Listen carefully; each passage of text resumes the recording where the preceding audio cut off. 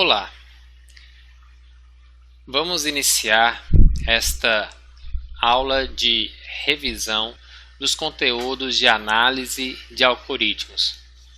Conteúdos esses que nós vimos em aulas presenciais.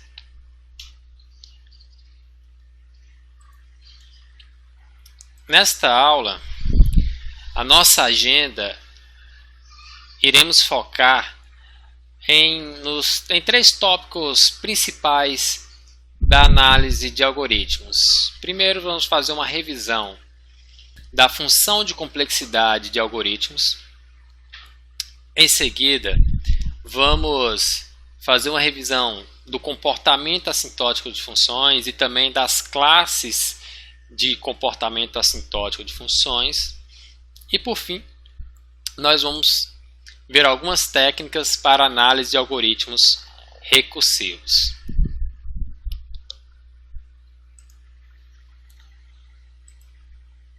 Bom, então vamos começar com este algoritmo e vamos tentar encontrar a função de complexidade deste algoritmo. Primeiro, vamos entender o que este algoritmo faz. Então, este é um algoritmo muito simples que tem o objetivo de encontrar o maior e o menor valor para um vetor de dado. Certo? Então, ele é um algoritmo que ele começa na linha 10 deste algoritmo. Ele considera que o primeiro valor do vetor é o maior e o menor, né? Os elementos que estão na posição 0 do vetor. Esse vetor ele faz uma iteração da posição 1 até chegar na última posição do vetor, que está denominada aí pela posição n, que seria a quantidade de elementos que tem o vetor. E ele faz duas comparações. Se o elemento em verificação na iteração, né, na posição i, for maior que o max, então ele atualiza o valor de max. E ele faz um outro if, verificando se o valor do elemento que está em verificação na posição i é menor que o valor mínimo, então ele atualiza o valor de mínimo. Então, o algoritmo faz isso. Agora, qual que é a complexidade deste algoritmo? O termo complexidade de algoritmo também pode-se utilizar o custo de algoritmo. Na literatura você também usa, alguns autores usando o tempo de execução do algoritmo.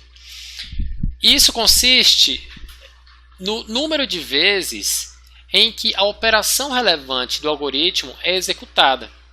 Então, muitas vezes, essa operação relevante vai ser, por exemplo, a condicional em que está embutida a lógica do algoritmo. Neste caso aqui, nós vamos identificar o custo do algoritmo analisando o número de vezes que essas duas condicionais serão executadas. Certo? A operação relevante de um algoritmo pode variar. Pode ser alguma atribuição ao vetor, pode ser alguma operação envolvendo variáveis do seu algoritmo. Mas neste exemplo aqui nós podemos assumir que a operação relevante são essas definidas na linha 12 e 13 deste algoritmo. Então, para a gente encontrar a função de complexidade de um algoritmo, a gente tem que encontrar uma função, uma equação matemática que expresse o número de vezes que essas duas linhas desse algoritmo será executada. Bom, então a gente vai resolver isso aqui. O primeiro passo é identificar qual é essa equação que representa esse algoritmo. Tá? Então a gente vai falar que f de n, que seria então a função de complexidade, é igual a um somatório. Então sempre que você tem um for, você tem, na verdade, um somatório, porque é uma iteração, uma quantidade de instruções que serão repetidas dentro desse for. E a gente vê claramente que a cada vez que esse for executado, essas duas linhas sempre serão executadas. Perdão, essas duas linhas aqui, elas sempre serão executadas a cada iteração desse for. Então a gente assume que nós temos aí um somatório que vai de i igual a 1, vemos aqui no somatório i começando em 1, e indo até n-1. Então, enquanto i for menor que n, certo? Então, ele vai executar até n-1. Quando ele é igual a n, ele não executa, porque n não é menor que n. Tá? Então, ele vai executar de i igual a 1 até i n-1.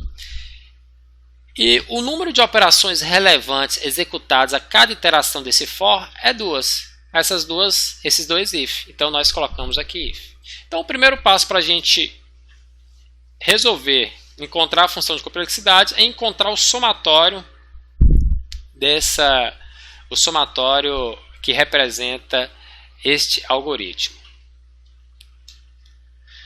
O segundo passo é resolver a equação.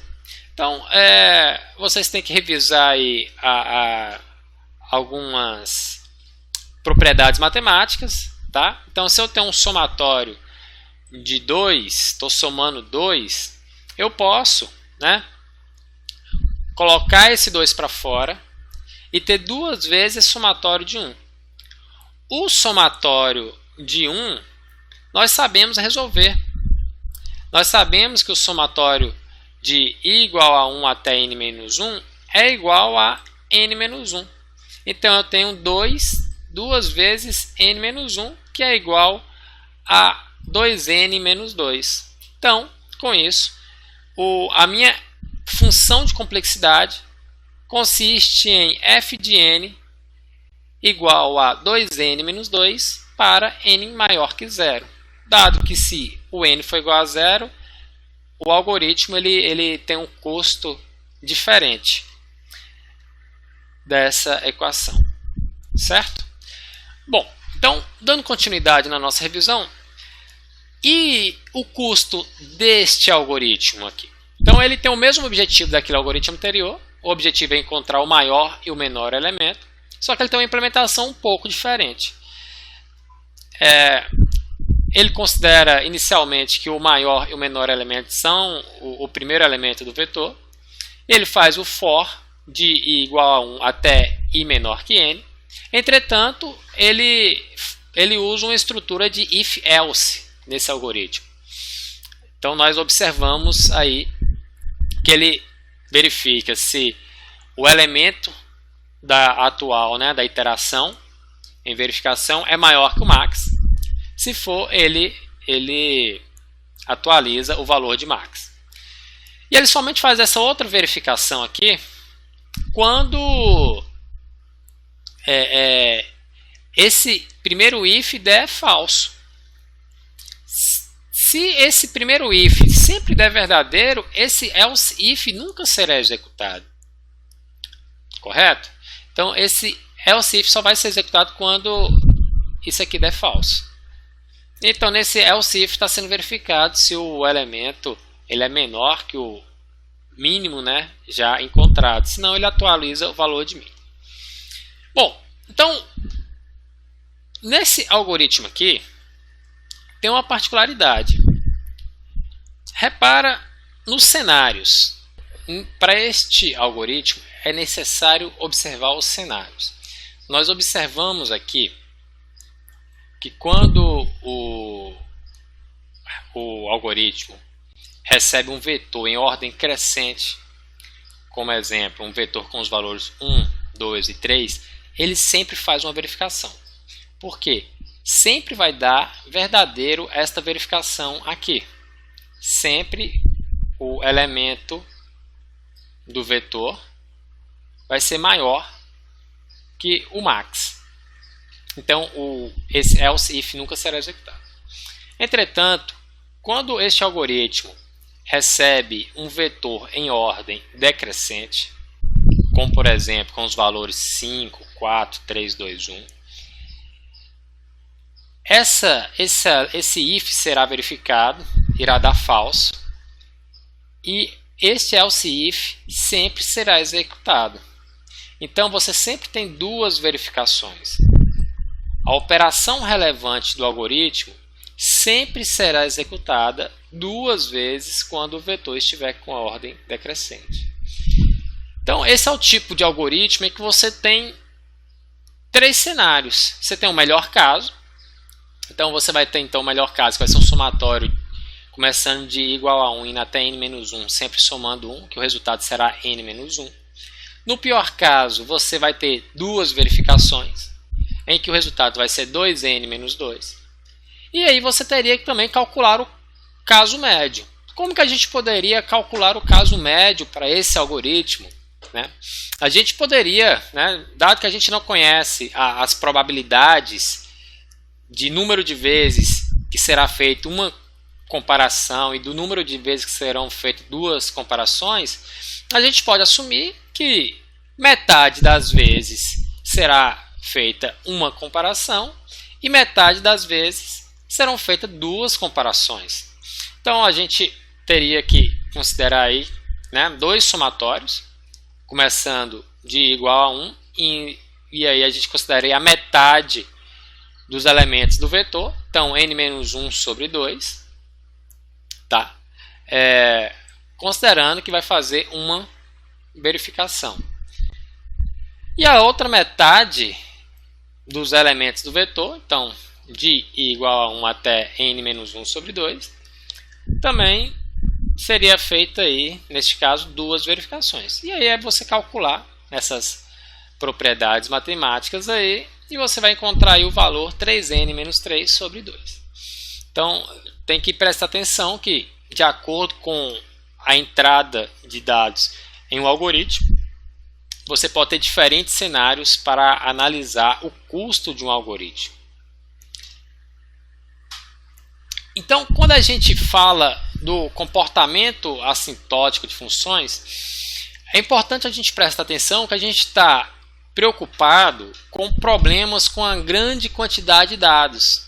Quando o volume de dados que entra em um algoritmo para ser processado e analisado, ele é muito grande, ele vai exigir mais processamento. E a gente tem que entender qual que é o comportamento disso quando vai aumentando esse conjunto de dados que está, né, o tamanho dessa entrada de dados no algoritmo. Isso vai ser importante para a gente compreender qual é a classe de comportamento assintótico do algoritmo, quando o volume de dados que entra no algoritmo tende ao infinito, vai crescendo, tendendo ao infinito. Então, esse gráfico aqui, ele mostra para vocês as diferentes classes de algoritmos que nós temos. Tá? Então, essa linha rosa aqui é quando você tem um algoritmo da classe logarítmica. Então, você vê que ela vai crescendo numa velocidade muito menor que as demais classes de algoritmos.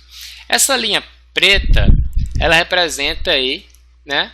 Ela está representando aí um algoritmo linear em que o custo do algoritmo ele é n, né? Então ele cresce proporcionalmente ao tamanho da entrada, né? O custo do algoritmo cresce proporcionalmente ao tamanho da entrada. E aí nós temos outras classes de algoritmos, que é o n-log de n, tá? Essa linha azul, você vê que ele cresce mais, né, que um algoritmo linear, tá? Entretanto, ele cresce menos, né? Significativamente menos que, por exemplo, um algoritmo quadrado, que é essa linha verde, que é n elevado ao quadrado, tá? E essa linha vermelha é um algoritmo exponencial. Você pode notar aqui, então aqui a gente tem nesse eixo X valores pequenos, né? Você está vendo que nesse gráfico está mostrando até 16. E aí a gente vê que essa linha quadrática e essa linha exponencial, elas rapidamente crescem muito mais que as outras classes de funções, tá? E a gente pode notar que para esses pequenos valores aqui, a linha verde, que é da função quadrática, ela está crescendo mais que classe exponencial. Entretanto, passando o próximo slide, você consegue notar que para valores maiores, note que agora, né, minha escala aqui está indo de 50, 100, valores maiores. Rapidamente a gente vê que o algoritmo de classe exponencial, ele cresce muito mais, ele cresce rapidamente, né? Você consegue já notar uma diferença do custo, né, do resultado dessas funções quando ela é da classe exponencial em relação mesmo uma função quadrática. Então isso demonstra que os algoritmos exponenciais ele tem um custo muito elevado, até mesmo para o computador processar, tá? E algoritmos que têm um custo exponencial, a gente vai entender que é um problema ainda intratável, a gente ainda não tem uma solução eficiente para ele. Até n ao quadrado a gente vai considerar, né? Ou então até um n elevado a algum, né, polinômio pequeno, é um problema aceitável. Maior que isso, a gente entra num cenário de algoritmos pouco eficientes, tá? Então a gente precisa observar o comportamento dos nossos algoritmos quando o n tende ao infinito. Você vê que o log de n ele fica num patamar muito baixo, ele não cresce muito. Então é sempre observar qual que é o objetivo dessa disciplina. É que o aluno saiba analisar o algoritmo que ele desenvolve em seus trabalhos, em seus projetos, e saiba avaliar se é um algoritmo eficiente ou não. Se você está desenvolvendo um algoritmo que está te levando a um problema exponencial, você não tem uma solução eficiente para o que se propõe. Se você tem uma solução quadrática, você pode tentar melhorar, verificar se existem outras possibilidades, mas muitas vezes os problemas são de natureza quadrática mesmo, e ainda assim você vai ter um custo elevado, mas é algo que o computador vai conseguir processar. Então, quando a gente fala de classes de comportamento assintótico, nós temos que prestar atenção a algumas notações que são usadas aí na ciência da computação. Eu vou revisar com vocês apenas a principal notação que nós utilizamos na literatura, que é o Ozão, né, o popular Ozão, ou então o Big O, que é expressado através desse O maiúsculo, tá? Então, quando eu digo que n é igual a O de n, é porque n é um limite superior para a função n. Eu posso dizer que n é igual a O de n ao quadrado porque n ao quadrado é um limite superior para n. Então, isso é verdade. Apesar que isso aqui ser incomum, não vai ser comum a gente falar que n é igual a O de n ao quadrado, não está errado. É mais adequado você falar que n é igual a O de n. Ok? Bom, 2n menos 2 é igual a de n. Tá? Então, nós vimos, né, nós estudamos em sala de aula como observar, encontrar funções que dominam assintoticamente uma a outra e etc.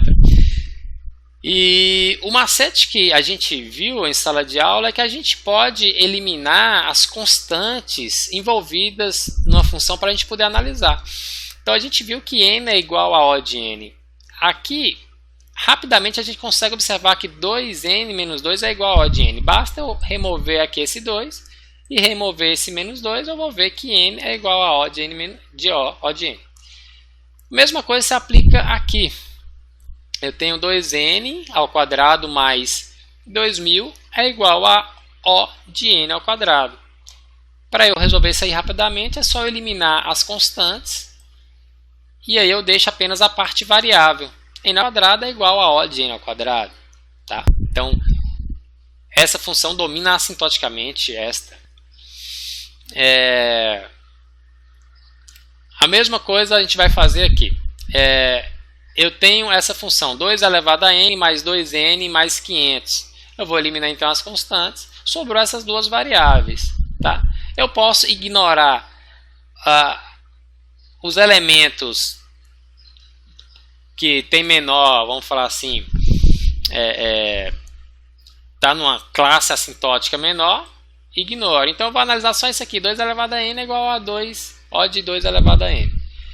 Bom, agora aqui já não é verdade, para este exemplo aqui. N ao quadrado, ele não é O de n, porque O de n ele não domina assintoticamente n ao quadrado. Tá?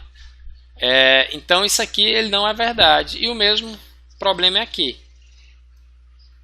2 elevado a n não é igual a O de n. Não, n ao quadrado não domina assintoticamente uma função exponencial.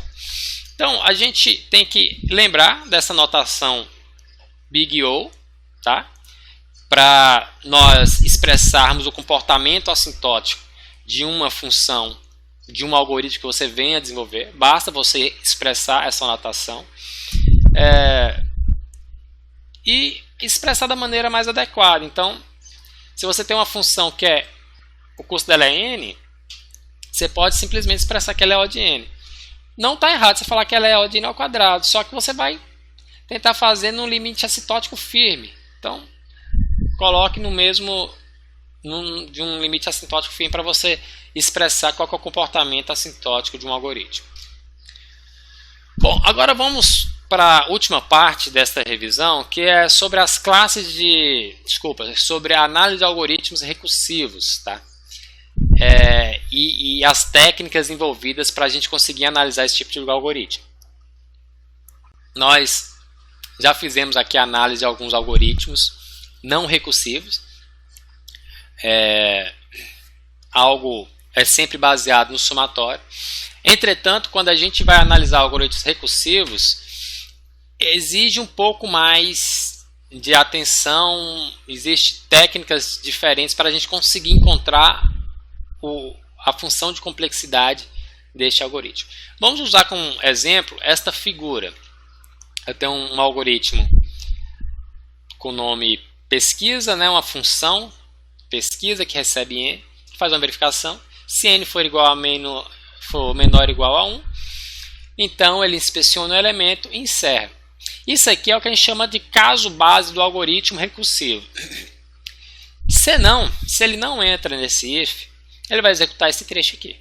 Para cada um dos n elementos, inspecione o elemento. Depois, ele chama recursivamente a função pesquisa, passando n-1.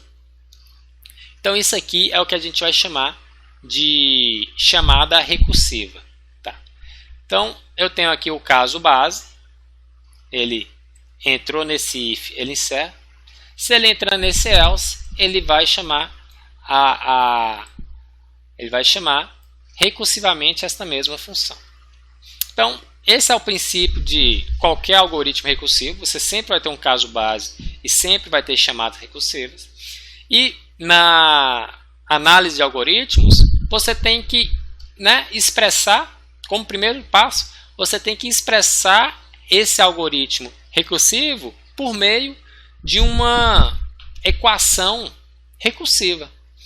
Então, observando esse algoritmo, a gente consegue perceber que T de n, que é o nome que nós estamos dando aí para essa função recursiva, é igual a T de n-1, porque a cada chamada recursiva eu estou diminuindo o valor de n-1, o tamanho da entrada de dados em -1. Então eu estou sempre chamando T de n-1. Tá? E a cada vez que eu executo essa função pesquisa, eu inspeciono, né? Lembrando que a operação relevante aqui é inspecionar o elemento. Então, a cada vez que eu executo a chamada recursiva aqui, eu inspeciono n elementos. Quando eu entro no caso base, que é quando n é igual a 1, tá? Então, aqui, ó, quando n é menor ou igual a 1, ou então eu vou falar aqui quando n é igual a 1, eu vou inspecionar apenas um único elemento. Então, aqui o custo de T1 é igual a 1. Então, o primeiro passo é esse, você identificar matematicamente qual é a equação que representa este algoritmo. Bom, o segundo passo é você simular a execução desse algoritmo. Então, se você tem um algoritmo, uma função que é t de n, e aí ela chama t de n-1, então você vai simular a execução de t de n-1. Bom, então, aqui você tem n-1. Então, n-1 menos 1 é n-2. Então, a próxima vez que essa função for ser chamada, vai ser com o valor de t de n-2. E esse n aqui, que inicialmente era o n, né? Agora você vai substituir pelo n-1. Então, esse processo de simulação da execução é um processo de substituição dos valores, né? Então, se aqui era n-2, aqui vai passar a ser n-3, porque a lógica desse algoritmo é que ele vai sempre diminuindo o valor de n em 1 até chegar no valor 1, tá?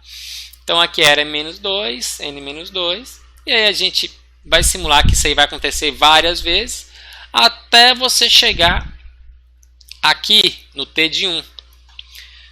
Bom, eu gosto de fazer assim, sempre antes de analisar o t de 1, eu analiso o t de 2. Qual que é a penúltima coisa que vai ser feita antes de ser chamado, né, o caso base? Ou seja, qual é a última vez em que a chamada recursiva ela é executada? Então vai ser com t de 2. Se o meu algoritmo ele vai sempre diminuindo o n em 1, então ele vai, a penúltima vez vai ser t de 2 e a última vez vai ser t de 1. Bom, uma outra forma de eu expressar t de 2 é expressar t de n menos n menos 2, que no final das contas é t de 2.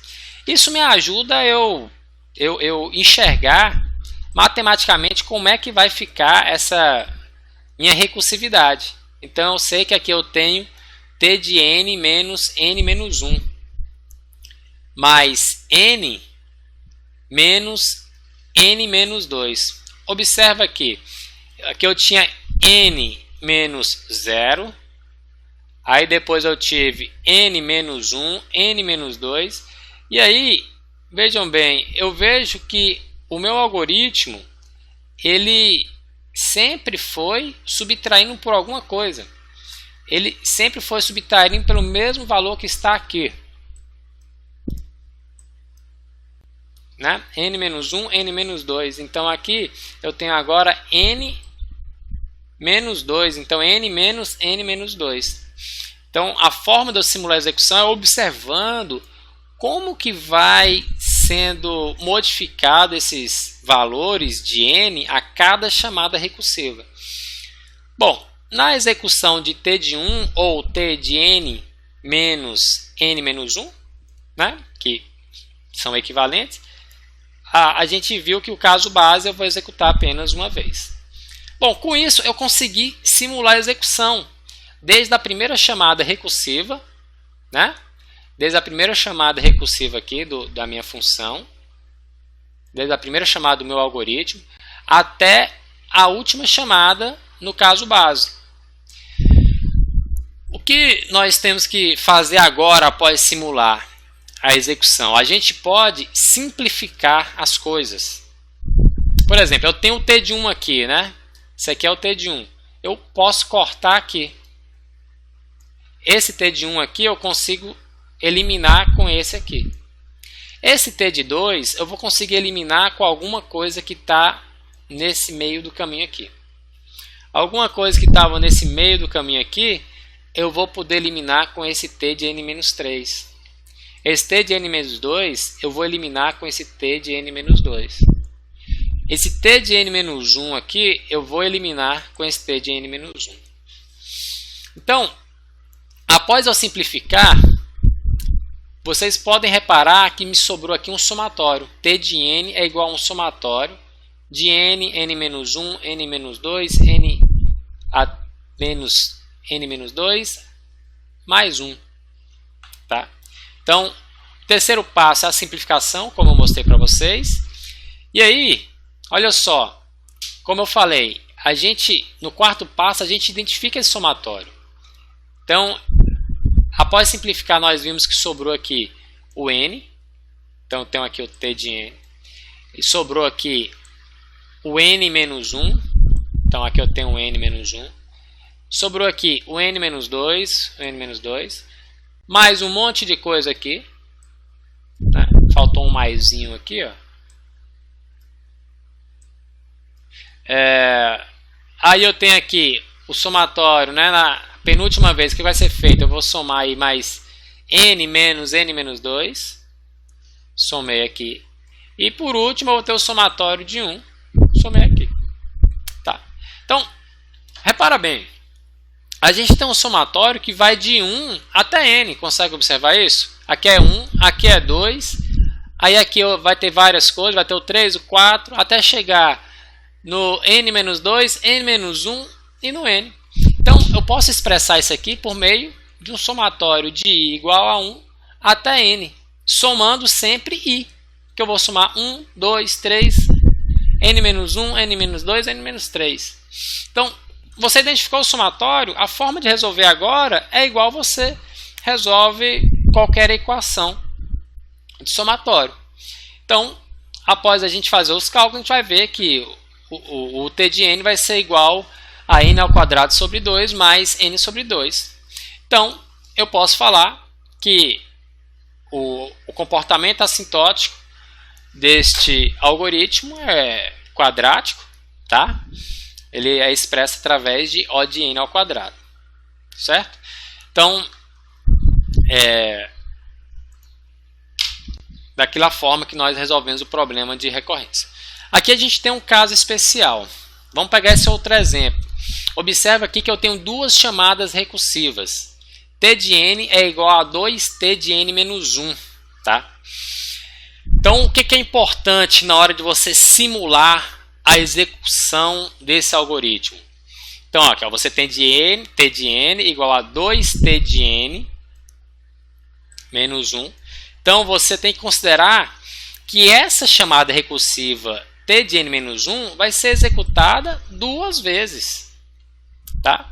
Então, se o t de n menos 1 vai ser executado duas vezes, o t de n menos 2 vai ser executada duas vezes ao quadrado. Por quê? Veja bem, aqui você vai executar duas. 2 vezes 2, 4. Uma forma de você expressar 4 é 2 elevado ao quadrado. Tá?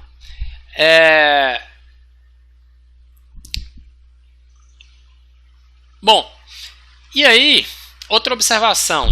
Se você executa isso aqui duas vezes, então essa parte aqui, em que esse elemento aqui, que você tem um n, você substitui, né, naturalmente por n menos 1, você vai ter que multiplicar também pelo número de vezes que essa função vai ser executada. Então você multiplica aqui por 2 também.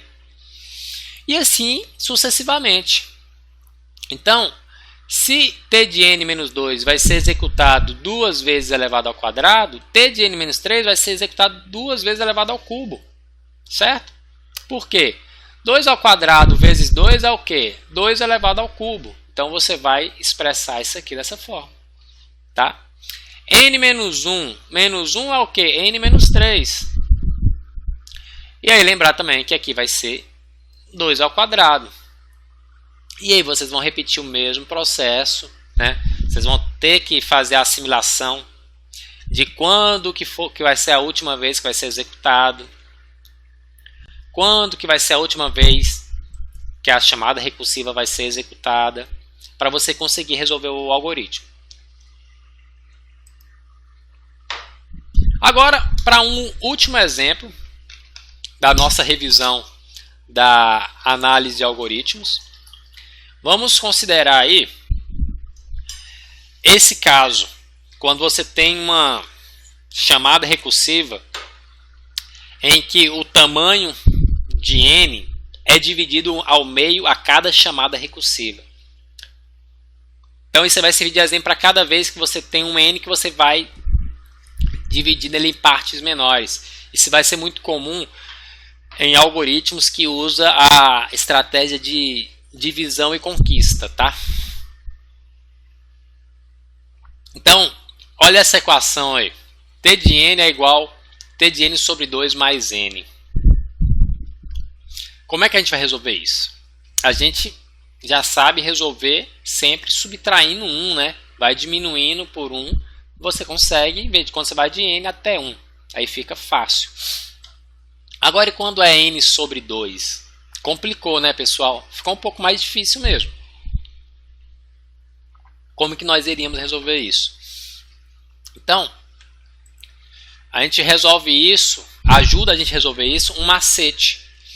É o macete que a gente viu em sala de aula, que eu vou revisar aqui agora com vocês, que é você considerar uma substituição de variáveis para auxiliar a resolução deste problema. Então você tem aqui n sobre 2. O nosso problema é analisar isso aqui de forma recursiva. Realmente fica complicado. Só que ajuda a gente se a gente utilizar, se a gente analisar o problema da seguinte forma. E o macete é o seguinte, a gente vai pegar sempre o divisor, aqui no caso 2, tá? E considerar que n é igual a esse valor que está dividindo n, elevado a algum valor que nós vamos chamar de k, que está aqui. Então, eu assumo, pessoal, eu faço uma substituição. Eu estou assumindo que n é igual a 2 elevado a k. Então, o macete é esse. Você vai pegar o que está dividindo n e considerar que n é igual a esse divisor, no caso 2, elevado a k. Tá? Então, isso aqui vai ajudar muito a gente a resolver esse problema. Vocês vão ver que esse macete ajuda a gente a resolver esse problema. Uma outra coisa que a gente pode observar, e muitas vezes isso vai ajudar você a resolver o problema, é você observar que o log na base 2 de 2 elevado a k é igual a k. Isso pode ser útil em muitas situações para você conseguir chegar ao resultado final da análise da função de complexidade de algoritmos desse tipo. Bom, então, olha só. Aqui eu tenho o T de n. Desculpa, deixa eu voltar a tela aqui. Deixa eu só limpar aqui que ficou um pouco bagunçado. Bom, então, nós temos aqui T de n é igual a T de n sobre 2 mais n. Nós agora estamos assumindo que n é igual a 2 elevado a k. Então, ao invés de eu começar resolvendo por T de n, analisando T de n, eu vou inicialmente analisar o T de 2 elevado a k. Certo? Então, onde tem n, eu vou substituir por 2 elevado a k. Então, eu faço uma substituição para me auxiliar na resolução desse problema. Então, eu posso falar que T de 2 elevado a k é igual a T de 2 elevado a k sobre 2 mais 2 elevado a k. Então, eu substituí esse n aqui e substituí esse n aqui por 2 elevado a k e 2 elevado a k. O caso base continua o mesmo, não mudou nada, né? Que é o T de 1. Bom, isso aqui, pessoal, essa equação aqui, eu também posso expressar ela seguindo essa propriedade matemática. T de 2 elevado a k é igual a T de 2 elevado a k menos 1. Então, isso aqui, eu tenho 2 elevado a k dividido por 2, é equivalente a falar que isso aqui é 2 elevado a k menos 1. Correto? Então, divisão aí, né, dos expoentes, das potências. Então, a gente vai resolver, o macete é você resolver esse problema considerando isso. Então, se você tem 2 elevado a k, quando é que você vai chegar no caso base? É quando você tiver o 2 elevado a k menos k, que aí você vai ter 2 elevado a 0. 2 elevado a 0 é o quê? É 1. Então você chegou no caso base quando você tiver 2 elevado a k menos k. Tá? Então observem aqui como que você vai, né, após você fazer a simulação, conforme eu falei, você vai chegar a esse resultado aqui, que o t de 2 elevado a k é igual a um somatório que vai de i igual a 0 até k de 2 elevado a i. O resultado desse somatório é 2 vezes 2 elevado a k menos 1. Bom, então se nós fizemos aquela substituição no início, agora a gente pode substituir novamente o 2 elevado a k por n. Então, t de 2 elevado a k, nós podemos falar que é a mesma coisa que o t de n. Então, onde tinha 2 elevado a k, a gente substitui por n. Então, esse 2 elevado a k, eu vou substituir por esse n. Então, o resultado dessa equação é 2n menos 1. Logo, o que nós temos? Nós temos aí um algoritmo de complexidade linear. T de n é igual a O de n. Bom, essa aí foi a nossa referência para essa aula, o livro do Ziviani. Então é isso, pessoal. Espero que vocês tenham conseguido revisar os conteúdos de análise de algoritmos. Qualquer dúvida pode entrar em contato comigo por meio do meu e-mail.